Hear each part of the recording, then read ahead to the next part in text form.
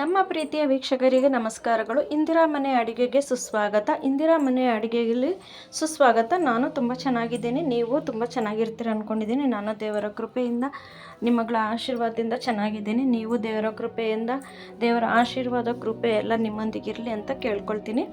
ನಾನಿವತ್ತು ಕೇಬಜ್ಜಿ ಮತ್ತು ಎಲೆಕೋಸು ಮತ್ತು ಪಾಲಕ್ ಹಾಕಿ ಪಲ್ಯ ಮಾಡೋದು ಮತ್ತು ಮಾವಿನಕಾಯಿ ಹೀರೆಕಾಯಿ ಸಾಂಬಾರನ್ನ ಹೀರೆಕಾಯಿ ಮಸ್ಕಾಯಿನ ತೋರಿಸ್ತಾ ಇದ್ದೀನಿ. ಮಾವಿನಕಾಯಿ ಹಾಕಿ ಹೀರೆಕಾಯಿ ಹಾಕಿ ಮಸ್ಕಾಯಿ ಮಾಡೋದು ಹೇಗೆ ಅಂತ ತೋರಿಸ್ತಾ ಇದ್ದೀನಿ ನೋಡಿ. ನಾನೊಂದು ಅರ್ಧ ಕಪ್ಪು ತೊಗರಿಬೇಳೆ, ಅರ್ಧ ಕಪ್ ಅವರೆಬೇಳೆ ತೊಗೊಂಡಿದ್ದೀನಿ. ಅವರೆಬೇಳೆ ತೊಗರಿಬೇಳೆನ ಚೆನ್ನಾಗಿ ತೊಳ್ಕೊಳ್ಳೋಣ. ಧೂಳೆಲ್ಲ ಹೋಗೋ ಥರ ತೊಳ್ಕೊಂಡಿದ್ದಾದಮೇಲೆ ನೋಡಿ, ನಾನು ತುಂಬ ಹಾಕಿಲ್ಲ, ಒಂದು ಅರ್ಧ ಮಾವಿನಕಾಯಿ ಹಾಕಿದ್ದೀನಿ. ಹುಳಿ ಮಾವಿನಕಾಯಿ ಇದು. ತೋತಾಪುರಿ ಆದರೆ ಒಂದು ಅರ್ಧ ದೊಡ್ಡದು ಹಾಕ್ಕೋಬೋದು. ಹುಳಿ ಮಾವಿನಕಾಯಿ ಒಂದು ಅರ್ಧ ಹಾಕಿದ್ದೀನಿ. ಒಂದು ಮೀಡಿಯಮ್ ಸೈಜ್ ಟೊಮೆಟೊ ಹಾಕಿದ್ದೀನಿ. ಒಂದು ಗಡ್ಡೆ ಬೆಳ್ಳುಳ್ಳಿ, ಒಂದು 10 ಹಸಿಮೆಣ್ಸಿನ್ಕಾಯಿ ಹಾಕ್ಕೊಂಡಿದ್ದೀನಿ. ಹುಳಿ ಇದೆ ಅಲ್ವಾ, ಹಂಗಾಗಿ ಖಾರ ಸ್ವಲ್ಪ ಜಾಸ್ತಿ ಬೇಕಾಗುತ್ತೆ. ಒಂದು 2 ಗಡ್ಡೆ ಈರುಳ್ಳಿ ಹಾಕ್ಕೊಂಡಿದ್ದೀನಿ. ಒಂದು ಹೀರೆಕಾಯಿನ ದೊಡ್ಡದು, ಒಂದು ಅರ್ಧ kg ಅಷ್ಟು ಹೀರೆಕಾಯಿನ ಹಾಕ್ಕೊಂಡಿದ್ದೀನಿ, ಕಟ್ ಮಾಡಿ ಹಾಕ್ಕೊಂಡಿದ್ದಾದಮೇಲೆ ಇದಕ್ಕೆ ನೋಡಿ 2 ಕಡ್ಡಿ ಕರಿಬೇವು ಹಾಕ್ತಾಯಿದ್ದೀನಿ. ನಿಮಗೆ ಅದು ನೋಡಿಸೋದಕ್ಕೆ ಅಂತೇಳಿ ನಾನು ಕಡ್ಡಿ ಹಂಗಂಗೆ ಹಾಕ್ತಿದ್ದೀನಿ. 1 ಹಿಡಿಯಷ್ಟು ಕೊತ್ತಂಬರಿ ಹಾಕಿದ್ದೀನಿ. ಕೊತ್ತಂಬರಿ ಹಾಕಿದ್ಮೇಲೆ ಇವಾಗ ನಾವು ಅರಿಶಿನ ಪುಡಿ ಹಾಕೋಣ. ಒಂದು ಅರ್ಧ ಟೀ ಸ್ಪೂನಷ್ಟು ಅರಿಶಿನ ಪುಡಿ ಹಾಕಿದ್ದೀನಿ. ಅರಿಶಿನ ಪುಡಿ ಹಾಕಿದ್ಮೇಲೆ ಒಂದು ಅರ್ಧ ಟೀ ಸ್ಪೂನಷ್ಟು ಜೀರಿಗೆ ಪುಡಿನ ಹಾಕ್ಕೊಳ್ತಾ ಇದ್ದೀನಿ. ಜೀರಿಗೆ ಪುಡಿ ಹಾಕಿದ್ಮೇಲೆ 1-2 ಸ್ಪೂನಷ್ಟು ಎಣ್ಣೆ ಹಾಕ್ಕೊಳ್ತಿದ್ದೀನಿ. ಬೇಳೆ ಬೇಯಬೇಕಲ್ವ, ಹಾಗಾಗಿ ಎಣ್ಣೆ ಹಾಕ್ಕೊಳ್ತಿದ್ದೀನಿ 2 ಸ್ಪೂನಿನಷ್ಟು. 2 ಸ್ಪೂನಷ್ಟು ಎಣ್ಣೆ ಹಾಕ್ಕೊಂಡು ನಾವು ಚೆನ್ನಾಗಿ ತಿರುಗಿಸ್ಕೊಳ್ಳೋಣ. ಉಪ್ಪು ಇವಾಗ ಹಾಕೋದು ಬೇಡ. ನಾನು ಇದಕ್ಕೆ 1/4 ಲೀಟ್ರಷ್ಟು ನೀರು ಹಾಕ್ತಾಯಿದ್ದೀನಿ. ಮುಳುಗಿಸೋ ಅಷ್ಟು ಚಿಕ್ಕ ಕುಕ್ಕರು. ನಾವು 1-2 ಟೈಮ್ಗೆ ಹಾಕೋಷ್ಟು ಸಾರು ನಮ್ಗೆ ಆಗಿಬಿಡುತ್ತೆ. ಇದು ಹುಳಿ ಹುಳಿಯಾಗಿ ಖಾರವಾಗಿ ತುಂಬ ಚೆನ್ನಾಗಿರುತ್ತೆ ಸಾರು. ಮುದ್ದೆಗೆ ಅಂತೂ ತುಂಬಾ ಚೆನ್ನಾಗಿರುತ್ತೆ. ಮುದ್ದೆಗೆ, ಅನ್ನಕ್ಕೆ ಮೆಣಿಸ್ದಂಗೆ ಇರುತ್ತೆ. ಮತ್ತು ದೋಸೆಗೆ, ಚಪಾತಿಗೂ ಕೂಡ ತುಂಬ ಚೆನ್ನಾಗಿರುತ್ತೆ. ನಾನು ರಾತ್ರಿಗೆ ದೋಸೆ ಮಾಡ್ಕೊಂಡಿದ್ದೆ, ಇದೇ ಸಾರಿಗೆ ದೋಸೆ ಮಾಡಿದ್ದೆ, ತುಂಬ ಚೆನ್ನಾಗಿತ್ತು. ಚಪಾತಿಗೂ ತುಂಬ ಚೆನ್ನಾಗಿರುತ್ತೆ. ಇವಾಗ ಕುಕ್ಕರ್ ಲೇಟ್ ಮುಚ್ಚಿಬಿಟ್ಟು ನಾವು 3 ವಿಷಲ್ ಬರ್ಸ್ಕೊಳ್ಳೋಣ. 3 ವಿಷಲ್ ಬಂದರೆ ಸಾಕು. ಬೇಳೆನೂ ತುಂಬ ಬೇಯಬಾರ್ದು. 3 ವಿಷಲ್ ಬಂದಾಗಿದೆ ನೋಡಿ ಯಾವ ಥರ ಬೆಂದಿದೆ ಅಂಥೇಳಿ. ಹೀರೆಕಾಯೆಲ್ಲ ಇವಾಗ ನಾವು ತುಂಬ ಮಸ್ಕೋಬಾರ್ದು, ಹಾಗೆ ಹಾಕ್ಬಿಟ್ಟು ನಾವು ನೀರೇನು ಸೋಸೋದು ಬೇಡ. ಹಾಗೆ ನಾವು ಮಸ್ಕೊಂಡ್ರೆ ಬೇಳೆನೂ ಬಾಯಿಗೆ ಸಿಗಬೇಕು ಮತ್ತು ಹೀರೆಕಾಯಿ ನಮಗೆ ಸ್ವಲ್ಪ ಹೀರೆಕಾಯಿ ಕೂಡ ಸಿಗಬೇಕು. ಸಾರು ಮಾತ್ರ ಗಟ್ಟಿ ಹಾಕಬೇಕು. ಆ ಥರ ನಾವು ಇದು ಮಾಡ್ಕೋಬೇಕು. ಬೆಳ್ಳುಳ್ಳಿ ಮಾತ್ರ ಸ್ಮ್ಯಾಶ್ ಆದರೆ ಸಾಕು ನಮಗೆ. ಆ ಥರ ನಾವು ಮಸ್ಕೊಳ್ಳೋಣ. ಮಸ್ಕೊಂಡಿದ್ದಾದಮೇಲೆ ಇವಾಗ ಒಂದು ಪಾತ್ರೆ ಇಟ್ಕೊಂಡಿದ್ದೀನಿ. ಪಾತ್ರೆಗೆ ನಾನು 4 ಸ್ಪೂನ್ ಎಣ್ಣೆ ಹಾಕ್ಕೊಳ್ತಾ ಇದ್ದೀನಿ. ಎಣ್ಣೆ ಸ್ವಲ್ಪ ಜಾಸ್ತಿ ಇದ್ದರೆ ಚೆನ್ನಾಗಿರುತ್ತೆ. ಇದಕ್ಕೆ ಸ್ವಲ್ಪ ತುಪ್ಪ ಹಾಕ್ಕೊಂಡು ತಿಂದರೆ ತುಂಬಾ ಚೆನ್ನಾಗಿರುತ್ತೆ.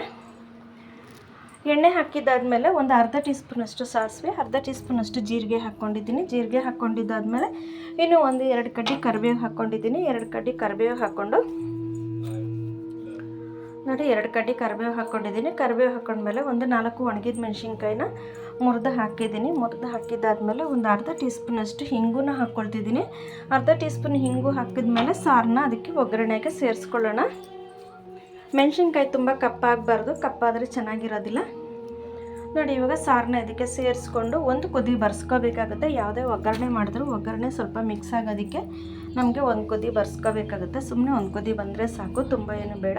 ಇವಾಗ ರುಚಿಗೆ ತಕ್ಕಷ್ಟು ಉಪ್ಪು ಹಾಕ್ಕೊಳ್ತಿದ್ದೀವಿ. ಇವಾಗ ಹಾಕಿದಾಗ ನಮಗೆ ಹದ ಕ್ಲೀನಾಗಿ ಗೊತ್ತಾಗ್ಬಿಡುತ್ತೆ.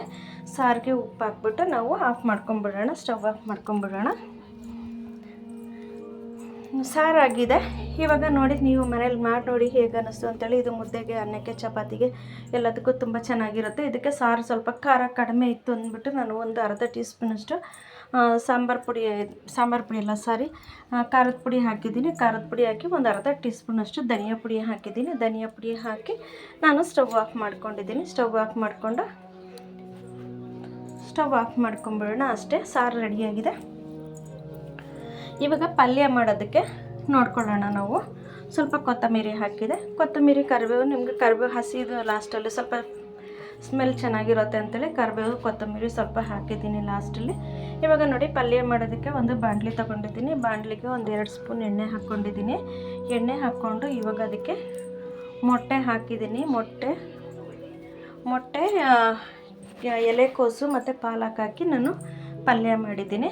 ನೋಡಿ ಒಂದು 4 ಮೊಟ್ಟೆ ಹಾಕ್ಕೊಂಡಿದ್ದೀನಿ. 4 ಮೊಟ್ಟೆನ ಎಣ್ಣೆ ಹಾಕ್ಕೊಂಡು ನಾನು ಸ್ವಲ್ಪ ಉಪ್ಪು, ಸ್ವಲ್ಪ ಕಾಳು ಮೆಣಸಿನ ಪುಡಿ ಹಾಕ್ಕೊಂಡು ಸ್ವಲ್ಪ ಚೆನ್ನಾಗಿ ನಾವು ಅರ್ಧಂಬರ್ಧ ಎಗ್ ಬುರ್ಜಿ ಥರ ಮಾಡ್ಕೊಳ್ತಿದ್ದೀನಿ. ದೊಡ್ಡದಾಗಿ ಎಗ್ ಬುರ್ಜಿ ಥರ ಫ್ರೈ ಮಾಡ್ಕೊಳ್ತಿದ್ದೀನಿ. ಫ್ರೈ ಮಾಡ್ಕೊಂಡು ಪಕ್ಕಕ್ಕೆ ಇಡೋಣ. ಯಾಕಂದರೆ ಒಗ್ಗರಣೆಯಲ್ಲಿ ಕೂಡ ಹಾಕ್ಬೋದು. ಕೌಚು ಸ್ಮೆಲ್ ಬಂದುಬಿಡುತ್ತೆ, ಮೊಟ್ಟೆ ಒಂಥರ ಸ್ಮೆಲ್ ಬರ್ತಾ ಇರುತ್ತೆ. ಹಾಗಾಗಿ ನಾವು ಈ ಥರ ಫ್ರೈ ಮಾಡ್ಕೊಂಡು ಹಾಕಿದಾಗ ನಮಗೆ ಮೊಟ್ಟೆನ ಬಾಯಿಗೆ ಚೆನ್ನಾಗಿ ಸಿಗುತ್ತೆ ಮತ್ತು ಸ್ಮೆಲ್ಲು ಬರೋದಿಲ್ಲ. ಹಾಗಾಗಿ ಮೊಟ್ಟೆನ ತೆಗೆದ್ಬಿಟ್ಟು ಮತ್ತೆ ಅದೇ ಬಾಣಲಿಗೆ ನಾನು ಬಾಣಲಿ ಇಟ್ಕೊಂಡಿದ್ದೀನಿ. ಬಾಣಲಿಗೆ ಮತ್ತೆ 4 ಸ್ಪೂನ್ ಎಣ್ಣೆ ಹಾಕ್ಕೊಳ್ತಾ ಇದ್ದೀನಿ. ಒಟ್ಟು 2 ಸ್ಪೂನು, ಇದು 2 ಸ್ಪೂನು 4 ಸ್ಪೂನ್ ಆಗುತ್ತೆ. ಎಣ್ಣೆ ಹಾಕ್ಕೊಂಡಿದ್ದಾದಮೇಲೆ ನೋಡಿ ಇದಕ್ಕೆ ಒಂದು ದೊಡ್ಡ ಈರುಳ್ಳಿನ ಹಾಕ್ಕೊಂಡಿದ್ದೀನಿ. ಈರುಳ್ಳಿ ಹಾಕ್ಕೊಂಡಿದ್ದಾದಮೇಲೆ ಈರುಳ್ಳಿ ಸ್ವಲ್ಪ ಫ್ರೈ ಮಾಡ್ಕೊಳ್ಳೋಣ. ಈರುಳ್ಳಿ 1-2 ನಿಮಿಷ ಫ್ರೈ ಮಾಡ್ಕೊಳ್ಳೋಣ. ಫ್ರೈ ಮಾಡ್ಕೊಂಡ್ಮೇಲೆ ಹಸಿಮೆಣ್ಸಿನ್ಕಾಯಿನ ಹಾಕಿದ್ದೀನಿ. ಇದು ಹಣ್ಣು ಮೆಣಸಿನ್ಕಾಯಿ ಹಾಕಿದ್ದೀನಿ. ಹಸಿರಿದೆ ಅಲ್ವಾ, ಸೊಪ್ಪು ಹಾಕಿರ್ತೀವಲ್ಲ, ಹಸಿರು ಕಲರ್ ಇದೆ ಅಂತೇಳಿ ಕೆಂಪು ಮೆಣಸಿನ್ಕಾಯಿ ಹಾಕಿದ್ದೀನಿ. 1-2 ಕಡ್ಡಿ ಕರಿಬೇವು ಹಾಕಿದ್ದೀನಿ. ಕರಿಬೇವು ಹಾಕ್ಕೊಂಡು ಚೆನ್ನಾಗಿ ಫ್ರೈ ಮಾಡ್ಕೊಳ್ಳೋಣ. ಇದಕ್ಕೆ ಸಾಸಿವೆ ಕರಿಬೇವು ಹಾಕಿಲ್ಲ ನಾನು. ನೋಡಿ ಶುಂಠಿ ಬೆಳ್ಳುಳ್ಳಿ ಪೇಸ್ಟ್ ಹಾಕಿದ್ದೀನಿ. ಒಂದು ಅರ್ಧ ಟೀ ಸ್ಪೂನಷ್ಟು ಶುಂಠಿ ಬೆಳ್ಳುಳ್ಳಿ ಪೇಸ್ಟನ್ನು ಹಾಕಿದ್ದೀನಿ. ಪೇಸ್ಟನ್ನು ಹಾಕಿ ಸ್ವಲ್ಪ ಚೆನ್ನಾಗಿ ತಿರುಗಿಸ್ಕೊಳ್ಳೋಣ. ಹಸಿ ವಾಸನೆ ಹೋದರೆ ಸಾಕು, ತುಂಬ ಎಣ್ಣೆ ಬಿಡೋವರೆಗೂ ಫ್ರೈ ಮಾಡೋ ಅವಶ್ಯಕತೆ ಇಲ್ಲ. ಇವಾಗ ನಾನು ಒಂದು ಕ್ಯಾಪ್ಸಿಕಮ್ ಇತ್ತು, ಒಂದು ಅರ್ಧ ಕಟ್ ಮಾಡಿರೋದಿತ್ತು, ಅದು ವೇಸ್ಟ್ ಆಗೋದು ಬೇಡ ಅಂತೇಳಿ ಕ್ಯಾಪ್ಸಿಕಮ್ ಕೂಡ ಹಾಕಿದ್ದೀನಿ. ಇವಾಗ 2 ಟೊಮೆಟೊನ ಹಾಕಿದ್ದೀನಿ. 2 ಫಾರಮ್ ಟೊಮೆಟೊ ಹಾಕಿದ್ದೀನಿ. ಮೀಡಿಯಮ್ ಸೈಜಿಂದ 2 ಟೊಮೆಟೊ ಹಾಕ್ಕೊಂಡಿದ್ದೀನಿ. ಟೊಮೆಟೊ ಸ್ವಲ್ಪ ಮೆತ್ತಗಾಗೋವರೆಗೂ ಫ್ರೈ ಮಾಡ್ಕೊಳ್ಳೋಣ. ಟೊಮೆಟೊ ಸ್ವಲ್ಪ ಮೆತ್ತಗಾದ್ಮೇಲೆ ಪಾಲಕ್ ಹಾಕಿದ್ದೀನಿ. 1 ಕಟ್ಟು ಪಾಲಕನ್ನು ಕಟ್ ಮಾಡಿ ಹಾಕ್ಕೊಂಡಿದ್ದೀನಿ. ಚೆನ್ನಾಗಿ ತೊಳೆದು ಕಟ್ ಮಾಡಿ ಹಾಕ್ಕೊಂಡು ಬರೀ ಎಲೆ ಮಾತ್ರ ಹಾಕಿದೆ, ಕಡ್ಡಿ ಹಾಕಿಲ್ಲ, ಬರೀ ಎಲೆ ಮಾತ್ರ ಹಾಕಿದ್ದೀನಿ. ಸೊಪ್ಪು ಸ್ವಲ್ಪ ಫ್ರೈ ಆದಮೇಲೆ ನಾನು ಇವಾಗ 1/4 kg ಅಷ್ಟು ನಾನು ಕೇಬಜಿ ಇದು ಎಲೆಕೋಸನ್ನು ಹಾಕಿದ್ದೀನಿ. ಎಲೆಕೋಸನ್ನು ಕೂಡ ಹಾಕ್ಕೊಂಡು ನಾವು ತಿರುಗಿಸ್ಕೊಳ್ಳೋಣ. ನೀರು ಹಾಕೋ ಅವಶ್ಯಕತೆಯೇ ಇಲ್ಲ, ಯಾಕಂದರೆ ಸೊಪ್ಪಲ್ಲೂ ನೀರು ಬಿಡುತ್ತೆ, ಎಲೆಕೋಸಿನಲ್ಲೂ ನೀರು ಬಿಡುತ್ತೆ. ಇವಾಗ ನೋಡಿ ಅರಿಶಿನ ಪುಡಿ ಸ್ವಲ್ಪ ಹಾಕಿದ್ದೀನಿ. ಒಂದು ಅರ್ಧ ಟೀ ಸ್ಪೂನಷ್ಟು ಅರಿಶಿನ ಪುಡಿ ಹಾಕಿದ್ದೀನಿ. ಹಾಕಿ ನಾವು ಚೆನ್ನಾಗಿ ಸ್ವಲ್ಪ ಮಿಕ್ಸ್ ಮಾಡ್ಕೊಳ್ಳೋಣ. ಒಗ್ಗರಣೆ ಎಲ್ಲ ಚೆನ್ನಾಗಿ ಮಿಕ್ಸ್ ಆಗಬೇಕಲ್ವ, ಹಾಗಾಗಿ ಒಗ್ಗರಣೆ ಬೆಳಗ್ಗೆ ಕೆಳಗಡೆ ಸೀದೋಗಬಾರ್ದು. ಹಾಗಾಗಿ ಇವಾಗ ಮುಚ್ಚಳ ಮುಚ್ಚಿ ಒಂದು 5 ನಿಮಿಷ ನಾವು ಬೇಯಿಸ್ಕೊಳ್ಳೋಣ. ನೋಡಿ ಇವಾಗ ಎಲ್ಲ ನೀರು ಬಿಡ್ತಾ ಇದೆ. ನೋಡಿ ಇವಾಗ ಚೆನ್ನಾಗಿ ನಾವು ಮತ್ತೆ ತಿರುಗಿಸ್ಕೊಳ್ಳೋಣ. ಇವಾಗ ತಿರುಗಿಸ್ಕೊಳ್ಳೋಕ್ಕೆ ನಮಗೆ ಅನುಕೂಲ ಇರುತ್ತೆ. ಚೆನ್ನಾಗಿ ತಿರುಗಿಸ್ಕೊಂಡು ಮತ್ತೆ ನಾವು ಲಿಡ್ ಕ್ಲೋಸ್ ಮಾಡಿ ಮುಚ್ಚಿ ಬೇಯಿಸ್ಕೋಬೇಕಾಗುತ್ತೆ. ಒಂದು 10 ನಿಮಿಷ ನಾವು ಬೇಯಿಸ್ಕೊಂಡಾಗ ಕ್ಲೀನಾಗಿ ಬೆಂದ್ಬಿಡುತ್ತೆ. ಎಲ್ಲ ತರಕಾರಿ ಬೆಂದೋಗ್ಬಿಡುತ್ತೆ. ಚೆನ್ನಾಗಿ ತಿರುಗಿಸ್ಕೊಂಡು ಬೇಯಿಸ್ಕೊಳ್ಳೋಣ. ಇದು ನೋಡಿ ಚಪಾತಿಗೆ ತುಂಬ ಚೆನ್ನಾಗಿರುತ್ತೆ, ಚಪಾತಿಗೆ ಪೂರಿಗೆಲ್ಲ ಚೆನ್ನಾಗಿರುತ್ತೆ, ಮತ್ತು ಅನ್ನಕ್ಕೆ ನಂಚ್ಕೊಳ್ಳೋಕೆ ಚೆನ್ನಾಗಿರುತ್ತೆ. ರುಚಿಗೆ ತಕ್ಕಷ್ಟು ಉಪ್ಪು ಹಾಕ್ಕೊಳ್ಳೋಣ. ಮತ್ತು ಚಿಕ್ಕ ಮಕ್ಕಳಿಗೆ ಅನ್ನದಲ್ಲಿ ಕಲಸಿ ಕೂಡ ಕೊಡ್ಬೋದು. ಮೊಟ್ಟೆ ಎಲ್ಲ ಇರುತ್ತೆ ಅಲ್ವ, ಮೊಟ್ಟೆ ಇರುತ್ತೆ, ಮತ್ತು ಹೆಲ್ತಿ ಫುಡ್ ಅಂತ ಕೂಡ ಹೇಳ್ಬೋದು. ಪಾಲಕ್ಕು ಮೈಗೆ ತುಂಬ ಒಳ್ಳೆಯದು. ಪಾಲಕ್ಕು ಮತ್ತು ಎಲೆಕೋಸು, ಟೊಮೆಟೊ ಇದರಲ್ಲೆಲ್ಲ ತುಂಬ ಆರೋಗ್ಯಕರವಾದ ಅಂಶಗಳು ಇರ್ತಾವಲ್ಲ. ಹಾಗಾಗಿ ನೋಡಿ ಲಿಡ್ ಕ್ಲೋಸ್ ಮಾಡಿ ಇನ್ನೊಂದು 5 ನಿಮಿಷ ಆದಮೇಲೆ ಮತ್ತೆ ಓಪನ್ ಮಾಡ್ತಿದ್ದೀನಿ. ನೋಡಿ ಒಂದು 10 ನಿಮಿಷ ಬೇಯಿಸ್ಕೊಂಡ್ರೆ ಸಾಕು, ನೀರೆಲ್ಲ ಹಿಂಗೋಗೋವರೆಗೂ. ಇವಾಗ ಓಪನ್ ಮಾಡಿಟ್ಟು ನೀರೆಲ್ಲ ಹಿಂಗೋಗೋವರೆಗೂ ನಾವು ಬೇಯಿಸ್ಕೋಬೇಕಾಗುತ್ತೆ ಅಷ್ಟೇನೆ. ಉಪ್ಪು ಖಾರ ಎಲ್ಲ ಹಾಕಿದ್ದೀವಲ್ಲ, ಹಾಗಾಗಿ ಇನ್ನೊಂದು 5 ನಿಮಿಷ ಇಟ್ಟಿದ್ದೀನಿ. ಮತ್ತು ಸ್ವಲ್ಪ ಹಸಿಯಾಗಿತ್ತು ಹಂಗಾಗಿ ಇಟ್ಟಿದ್ದೀನಿ. 5 ನಿಮಿಷ ಇಟ್ಟಾದಮೇಲೆ ನೋಡಿ ಇವಾಗ ಇದನ್ನು ತಿರುಗಿಸ್ಕೊಳ್ಳೋಣ. ನೀರೆಲ್ಲ ಕಮ್ಮಿ ಆಗಿದೆ. ಇವಾಗ ನೋಡಿ ನೀರೆಲ್ಲ ಕಮ್ಮಿ ಆಯಿತು, ಹೆಂಗೆ ಇದಾಗಿದೆ ಅಂಥೇಳಿ. ಇವಾಗ ನಾವು ಮೊಟ್ಟೆ ಹಾಕ್ಕೊಳ್ಳೋಣ. ನೀರೆಲ್ಲ ಹಿಂಗೋದ್ಮೇಲೆ ನಾವು ಮೊಟ್ಟೆ ಹಾಕಿದಾಗ ಮೊಟ್ಟೆ ಫ್ರೈ ಮಾಡಿರೋದು ಹಂಗಿರುತ್ತೆ. ಇಲ್ಲಾಂದರೆ ನೀರಿದ್ದರೆ ನಮಗೆ ಮೊಟ್ಟೆ ಕೂಡ ತುಂಬ ಬೆಂದ್ಬಿಟ್ಟು ಒಂಥರ ಮೆತ್ತಗಾಗ್ಬಿಡುತ್ತೆ, ಚೆನ್ನಾಗಿರೋದಿಲ್ಲ. ಲಾಸ್ಟಲ್ಲಿ ನೀರೆಲ್ಲ ಹಿಂಗೆ ಆದಮೇಲೆ ನಾವು ಮೊಟ್ಟೆನ ಹಾಕಿ ಫ್ರೈ ಮಾಡಿಕೊಂಡ್ರೆ ಚೆನ್ನಾಗಿರುತ್ತೆ. ಇವಾಗ ನೋಡಿ ಮೊಟ್ಟೆ ಎಲ್ಲ ನಾವು ತುಂಬ ಕಲಕಬಾರ್ದು. ಮೊಟ್ಟೆನ ಹಾಕಿ ಮೇಲೆ ನಾವು ತಿರುಗಿಸ್ಕೋಬೇಕಾಗುತ್ತೆ. ನಿಧಾನಕ್ಕೆ ತಿರುಗಿಸ್ಕೊಂಡ್ರೆ ಚೆನ್ನಾಗಿರುತ್ತೆ. ಇವಾಗ 1 ಟೀ ಸ್ಪೂನಷ್ಟು ನಾನು ಧನಿಯಾ ಪುಡಿನ ಹಾಕ್ಬಿಟ್ಟು ಸ್ಟವ್ ಆಫ್ ಮಾಡ್ಕೊಂಡ್ಬಿಟ್ಟಿದ್ದೀನಿ. ಧನಿಯಾ ಪುಡಿನ ಹಾಕ್ಬಿಟ್ಟು ನಾವು ಆಫ್ ಮಾಡಿದಾಗ ಮತ್ತೆ ಸ್ಮೆಲ್ ಚೆನ್ನಾಗಿರುತ್ತೆ. ಇದಕ್ಕೆ ಒಂದು 1/4 ಟೀ ಸ್ಪೂನಷ್ಟು ಗರಂ ಮಸಾಲೆ ಪುಡಿನ ಕೂಡ ಹಾಕಿದ್ದೀನಿ. ಘಮ ತುಂಬ ಚೆನ್ನಾಗಿರುತ್ತೆ, ಘಮ ಹಾಗೆ ಇರುತ್ತೆ. ಲಾಸ್ಟಲ್ಲಿ ನಾವು ಸ್ಟವ್ ಆಫ್ ಮಾಡಿಬಿಟ್ಟಿರ್ತೀವಲ್ಲ, ವಾಸನೆ ಗಮ್ ಅಂತ ಮಸಾಲೆ ವಾಸನೆ ಹಾಗೆ ಇರುತ್ತೆ, ತುಂಬ ಚೆನ್ನಾಗಿರುತ್ತೆ. ಚಪಾತಿಗೆ ತಿನ್ನೋದಕ್ಕೆ ಚೆನ್ನಾಗಿರುತ್ತೆ. ಚಪಾತಿಗೆ, ದೋಸೆಗೆ, ಪೂರಿಗೆ ಮತ್ತು ರೊಟ್ಟಿಗೆ ಇದಕ್ಕೆಲ್ಲ ತುಂಬ ಚೆನ್ನಾಗಿರುತ್ತೆ. ಲಾಸ್ಟಲ್ಲಿ ಕೊತ್ತಂಬರಿ ಹಾಕ್ಬಿಟ್ಟು ಗಾರ್ನಿಷ್ ಮಾಡಿಬಿಟ್ರೆ